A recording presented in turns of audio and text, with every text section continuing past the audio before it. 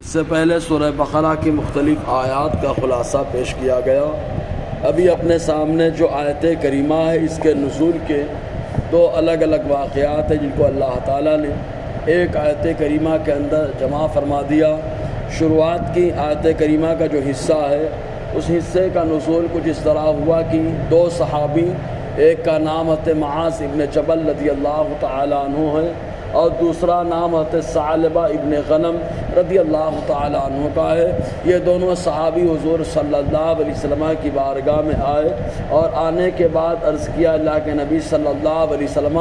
چاند یہ جو چھوٹا بڑا ہوتا ہے اس کی کیا حکمت ہے کہ جب نکلتا ہے تو بڑا چھوٹا ہوتا ہے اور درمیان میں جب آتا ہے تو تھوڑا بڑا ہو جاتا ہے، پھر آخر میں پھر دھیرے دھیرے چھوٹا ہونے لگتا ہے یہاں تک کہ وہ چھپ بھی جاتا ہے۔ تو آخر اس کی وجہ کیا ہے؟ حضور صلی اللہ علیہ وسلم کی بارگاہ میں عرض کیا گیا، تب اللہ کے نبی صلی اللہ علیہ وسلم کچھ دیر خاموش رہے، پھر اللہ تبارک و تعالیٰ کا پیغام سنایا کہ اے میرے صحابہ سنو، یہ جو چاند چھوٹا بڑا ہوتا ہے اس میں اصل حکمت اللہ تعالیٰ نے وقت کا تعین حج کے لیے اور نماز کے لیے متعین فرما دیا کہ جیسے چاند نکلتا ہے تب ایسی صورت میں جو ہے کوئی بھی مہینے کا آغاز ہوتا ہے اور جب نکلتا ہے تو باریک ہوتا ہے تو آدمی دیکھ کر کے اندازہ لگا لیتا ہے کہ یہ مہینے کا شروعاتی عشرہ ہے، اور جب تھوڑا موٹا ہو جاتا ہے تو آدمی دیکھ کے اندازہ لگا لیتا ہے کہ یہ درمیانی عشرہ ہے، اور اس کے بعد جب پورا ہو کر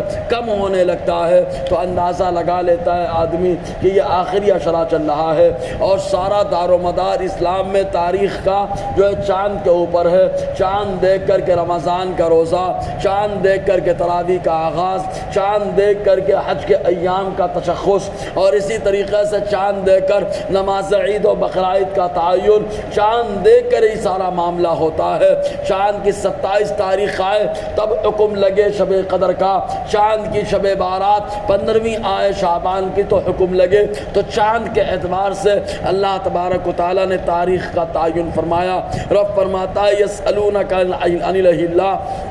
اے محبوب آج سے پوچھتے ہیں چاند کے تعلق سے، قل ہی مواقیت للناس والحج، تو آپ فرما دیجئے کہ یہ مواقیت میقات ہے جو وقت بتانے کا ذریعہ ہے، للناس لوگوں کے لیے،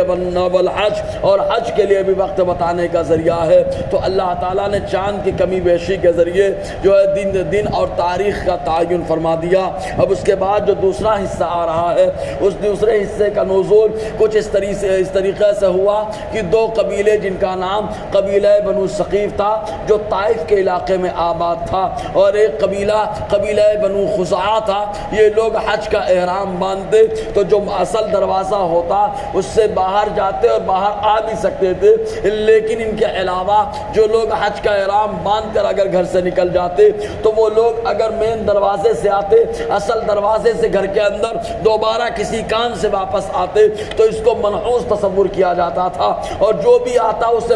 جو ہے لعن طعن اس کے اوپر کیا جاتا تھا۔ اس لیے جب کوئی آدمی احرام باندھ کر کے باہر نکل جاتا تو اب اس کو گھر میں ضرورت ہے آنے کی تو دروازے کے پیچھے سے آتا تھا، یعنی پیچھے دروازے سے ادھر سے آتا، اور اگر دروازہ نہ ہوتا تو دیوار گرا دی جاتی، اس دیوار کو جو ہے فلانگ کر کے اندر آتا۔ اس طریقے کا ماحول عرب کی سرزمین پر بنا رکھا تھا۔ چنانچہ آج بھی یہی ماحول ہمارے یہاں بنا ہوا ہے کہ جو آدمی عمرہ کرنے کے لیے جا رہا ہو یا حج کرنے کے لیے جا رہا ہو، اگر دعا ہو جائے تو بولے اندر گھر کے واپس نہیں جا سکتے ہیں، حالانکہ جانے میں کوئی قباحت نہیں ہے۔ دعا ہو گئی تو کیا ہوا، دوبارہ آدمی گھر کے اندر جائے، ضرورت پڑ گئی ہے پھر اس کے بعد دعا پڑھ کے گھر سے باہر نکل جائے۔ سفر کی جو دعائیں ہیں اللہ تعالیٰ نے دعا اپنے محبوب کے ذریعے جو سکھائی ہے پڑھے آدمی نکل جائے۔ بہرکیف تو اللہ تعالیٰ نے ان لوگوں کا رد فرمایا کہ جو انداز تم لوگوں کا ہے یہ غلط ہے کہ اگر آنا ہے تو پیچھے دروازہ بناؤ یا دیوار ڈھا کر کے آؤ۔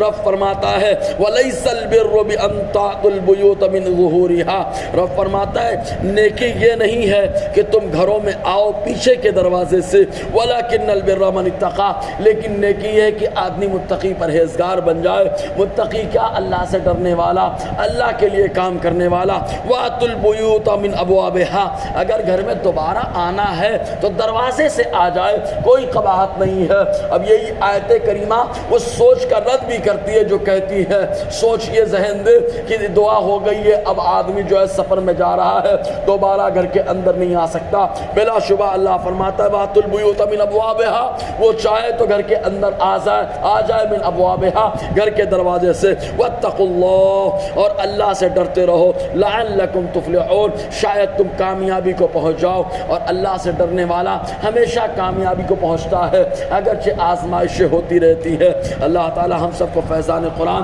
برکات قرآن سے مالا مال فرمائے۔